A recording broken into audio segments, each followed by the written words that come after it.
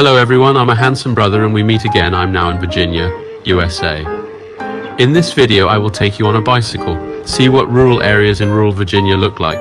Suppose one day you decide to move from a big city in China, moving to a rural area of the United States, or a big city in the United States, then your life may be similar to mine now.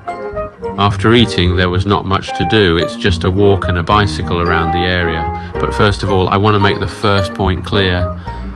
Big city, this definition, like in domestic big cities, I think at least third-tier cities are considered big cities. At least high-rise buildings are many. Every city has a subway, right?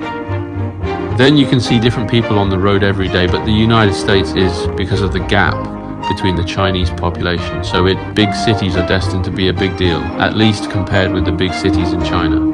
For example, a big city in the United States, the population of the capital of the United States is only 600,000. In China, it is just a small county. In addition to the United States of Los Angeles and San Francisco, it is a metropolis. Most of the other big cities, basically, it is the smallest place in the country. So if you move from China to the United States, if you live in New York, Los Angeles, San Francisco, Boston, this kind of thing in big cities with more high-rise buildings than even if you move to another city. In fact, it is also a rural area.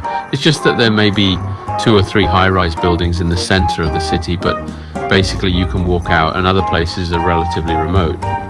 You can't walk when you go out, must drive. Then let's start assuming your life now. Now you are from a bustling metropolis in China, came to the United States. You may have lived in a high-rise in the city before. If you go out, you don't have to drive. Basically take the bus or walk, you can get where you want to go. Eating is also more convenient. Open the takeaway software and place an order casually. In the early hours of the evening, I was hungry and went outside for a walk. There are also restaurants that are open. We can all eat directly. And the price is relatively cheap. If you go out shopping, you can take the bus to several larger shopping malls nearby. If you go to buy some gadgets, basically you can buy it at the supermarket near your home. Nightlife, what KTV skewers. On weekends, I'd meet up with friends after work or play games after evening classes. Spend all night at internet cafes. Go out with parents on weekends. There were all kinds of activities because I was in China, so I had more friends. I could see different friends every month. But if you actually move to America, you'll find that life here is completely different from China. First, regarding housing, most people coming to the US wouldn't choose to live in the city center. There's not much in the city center anyway. It's better to live in the suburbs, same price for a larger space, and it's more comfortable. So you move to a place about 30 minutes and buy a big house. Since you're not in the city center, transportation isn't very convenient. You buy a car and rely on it. You can't really walk anywhere because in the US, businesses are clustered. So if we want to go to a business area like for shopping, we can only go to that one place or a few big malls nearby. For work or school, schools are in the suburbs. Companies are in the suburbs too. You need to drive everywhere. So this is different from China. Cars are a necessity in the US. Now let's talk about food. Food options are more limited here.